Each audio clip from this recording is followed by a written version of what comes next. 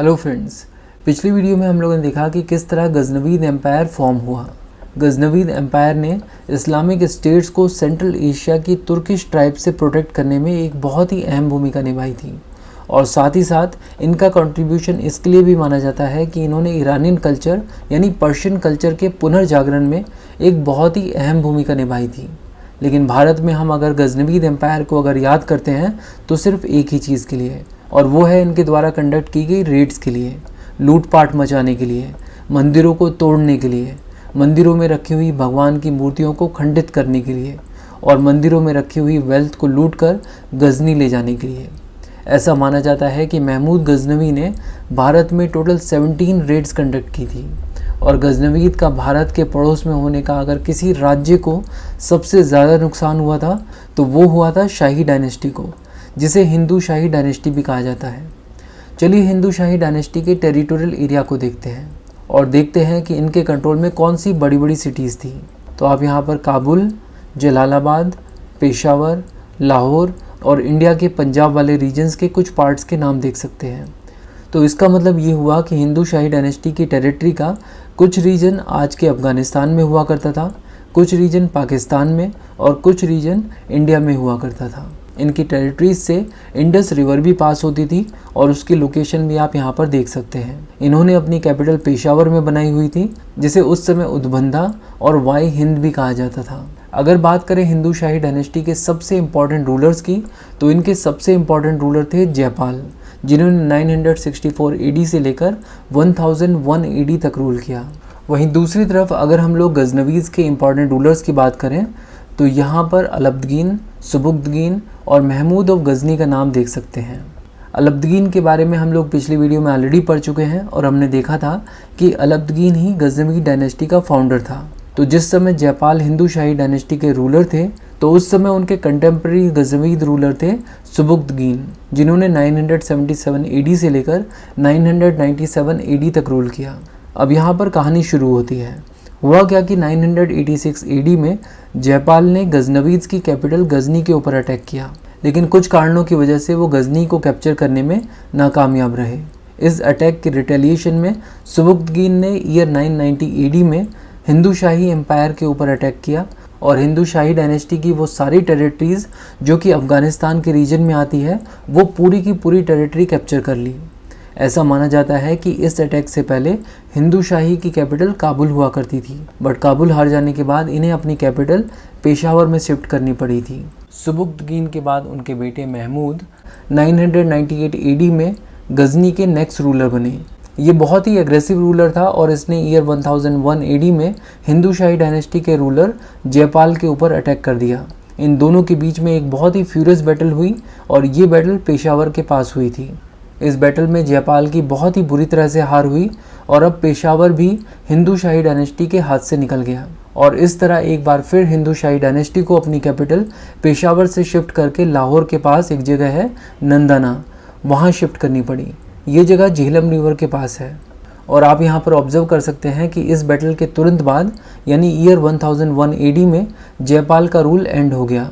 इसके पीछे का कारण ये बताया जाता है कि इस हार से जयपाल इतने ज़्यादा एम्बेरेस्ड फील कर रहे थे कि उन्होंने अपनी खुद की चिता तैयार की और आत्मदाह कर लिया। उनके बाद हिंदू शाही डायनेस्टी के नेक्स्ट रूलर बने आनंदपाल, जिन्होंने 1001 AD से लेकर 1015 AD तक रूल किया।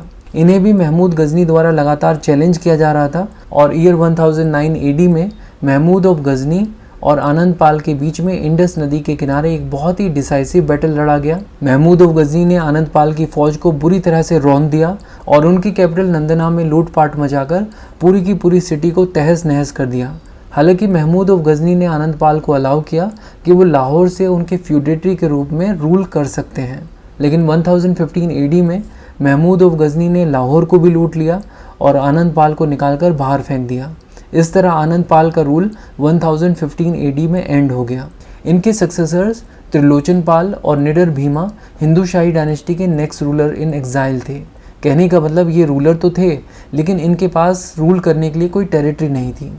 ये भागकर कश्मीर चले गए और आसपास के राजाओं से मदद मांगने लगे। महमूद ऑफ गजनी ने इन्हें पकड़ने के लिए कश्मीर पर भी अटैक किया, लेकिन ख़राब मौसम की वजह से ये अटैक फेल हो गया। चलिए अब मैप में देखते हैं कि 1015 एडी तक गजनवीज के टेरिटोरियल एरिया कहाँ तक एक्सटेंड हो चुका था। यहाँ पर साफ तौर पर देखा जा सकता है कि गजनवीज ने अपने टेरिटोरियल एरिया को लाहौर तक एक्सटेंड कर लिया था और यही वो समय था जब नॉर्दर्न पार्ट ऑफ इंडिया में बहुत सारे राजपूत किंगडम्स हुआ करते थे। यानी महमूद ऑफ गजनी ने इन राजपूत किंगडम्स के टेरिटोरियल एरिया में कई सारी रेड्स कंडक्ट की थी, कई शहरों को आग लगाई और उन्हें तहस नहस कर दिया। इसके अलावा हज़ारों की तादाद में आदमी, औरत और बच्चों को अपने साथ स्लेव बनाकर ले गए।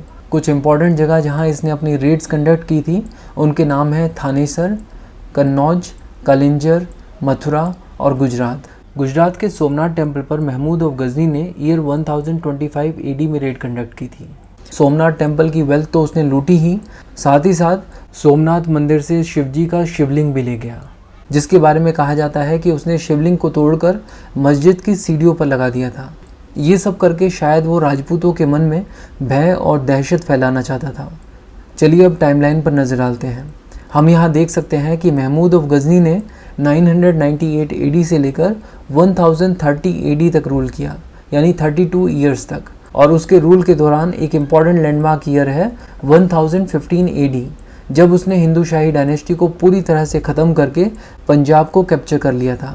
बट पंजाब को कैप्चर करने के बाद अगले 10 साल यानी 1015 एडी से लेकर 1025 एडी तक का जो पीरियड है, उस पीरियड में महमूद ऑफ गजनी बस 2 ही कामों में बिजी था।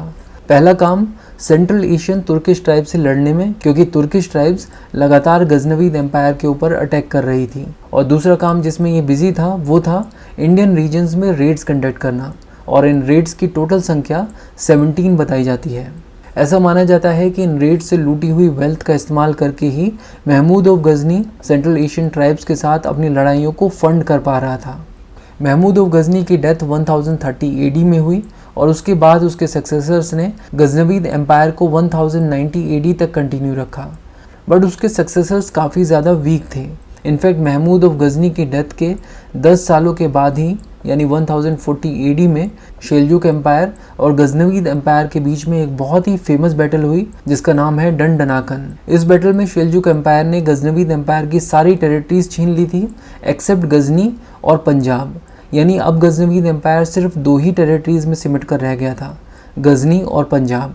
ये लगभग उतना ही बड़ा एरिया है जितना हिंदू शाही डायनेस्टी के पास हुआ करता था। और अब इनका मेन काम यही था कि ये गंजेटिक वैली और राजपूताना स्टेट्स में रेड कंडक्ट करें और वहाँ से लूटपाट करके वेल्थ इकट्ठा करें।